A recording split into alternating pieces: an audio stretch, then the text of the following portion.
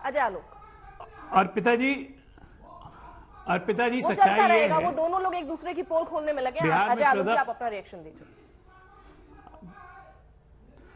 और पिताजी सच्चाई ये है कि बिहार में प्रजा जगी हुई है, राजा सोया हुआ है। प्रजा की आंखें खुली हुई है, राजा मदमस्त अंधा हो गया है। और इन सब बातों में दिनकर जी की वो कविता याद आती है कि सिंहासन खाली करो कि जनता आती है। नीतीश जी अपने शुरुआती दौर के करियर में जब रेल मंत्री बने थे, 250 लोगों की मृत्यु हो गई थी गैसल ट्रेन दुर्घटना में। उन्होंने अपनी नैतिक जिम्मेदारी लेते हुए इस्तीफा दे दिया था। शराबबंदी और नकली शराब दोनों अलग चीज हैं।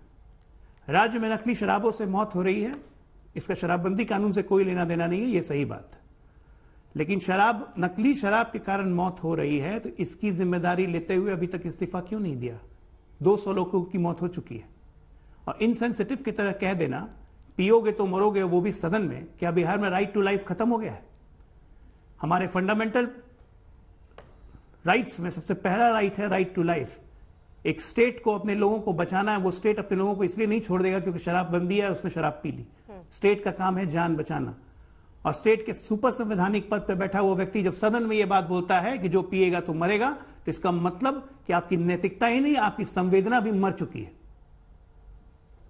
मैं मुआवजे की बात कर रहा हूं, फर्जी आंकड़ा देते हैं मुआवजे में। 2016 में आपने एनसीआरबी को लिख के भेज दिया कि साहब आपके यहां से 6 मौतें हुई हैं, तो फिर 14 लोगों को मुआवजा कैसे दिया आपने, जो कल भाजपा वाले दिखा रहे थे? तो यह मतलब आप एनसीआरबी को डेटा गलत भेज रहे हैं, या नहीं तो आपने मुआवजे में भी फर्जी वाड़ा कर लिया, वहां भी घोटाला हो गया। दो में से तो एक चीज हुआ है ना।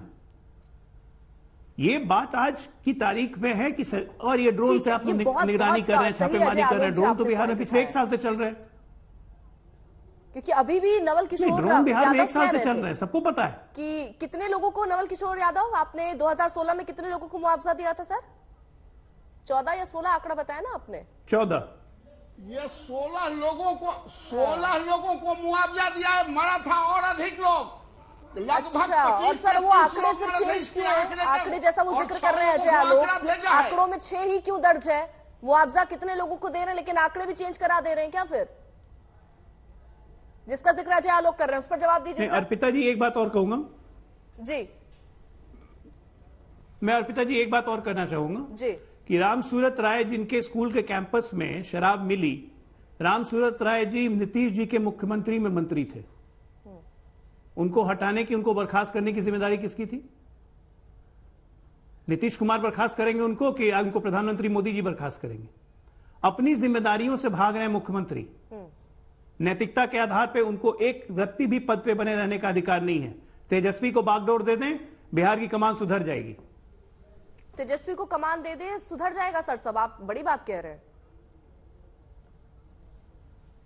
उनसे नहीं चल रहा है भाई, उनसे अब नहीं होता है। बहुत अब कर लिया उन्होंने जितना करना था। ठीक है, नवल किशोर यादव जल्दी से उस पर जवाब। हाथ में मुआवजे का आंकड़ा आप बोल रहे हैं 14 लेकिन जो आंकड़े आते हैं उसमें 6, 2021 में 2, ये आंकड़े क्या चेंज हो जाते हैं? मुआवजा तो आप कह रहे हैं 14 और 16, उससे भी ज्यादा मौतें हुई थी, आप कह रहे हैं उनको मुआवजा दिया आपने, तो आंकड़े क्या परिवर्तन करवा देते हैं, चेंज हो जाते हैं क्या?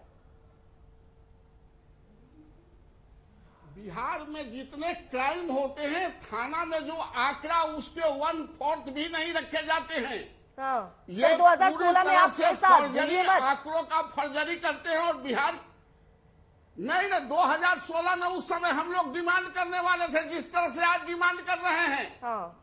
उस समय आरजेडी के साथ थे। ये घूम घूम के चढ़ते रहते हैं मुख्यमंत्री, कभी इधर कभी उधर। इनका चस्का लग गया, जीभ चटक हो गए हैं, बूढ़ा हो गए हैं, बोलने का नियंत्रण खत्म हो गया। जिस तरह के भाषा का कुछ सीमा तो रखिए। ठीक है, कोई पार्लियामेंट्री सिस्टम में कोई जिंदा कौम इस तरह के भाषा में आंकड़ा 2020-21 में पूछे 6 और 2 था, तो 7 थे, तो क्या चेंज हो जाता है क्या आंकड़ा? आप कह रहे हैं मुआवजे की बात, आप कह रहे हैं मुआवजे दिए गए, कई बार ज्यादा दिए जाते हैं लेकिन आंकड़ों में कम दर्ज कराए जाते हैं। आपने कुछ ऐसा ही बोला ना, अगर मैं गलत हूं? उसका तो प्रमाण है, उसका प्रमाण है। और नीतीश जी का खड़क समाप्त हो गया है बिहार में। अच्छा, और अभी जवाब देंगे। चलिए ठीक है, समझ गए। जेडीयू के प्रवक्ता, ठीक है नवल किशोर, समझ गए सर, समझ गए। जल्दी में 10 सेकंड सबका रिएक्शन लेना चाहते हैं। देखिए अर्पिता जी, ठीक है नवल किशोर यादव, ठीक है सर।